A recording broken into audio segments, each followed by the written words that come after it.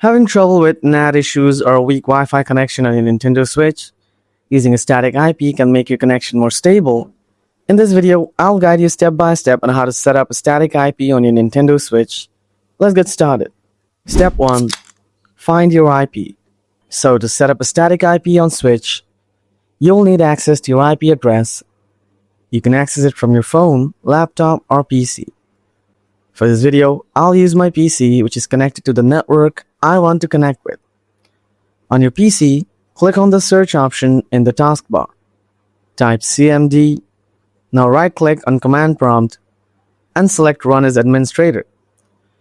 In Command Prompt, type ipconfig and hit Enter.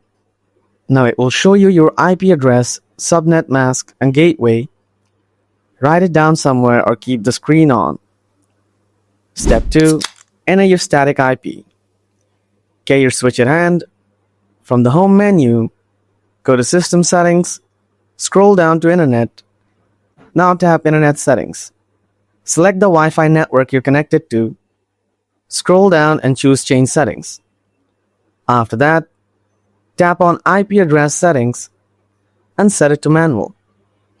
Now copy the IP address, the subnet mask, and the gateway for your desired network from your PC and enter it here.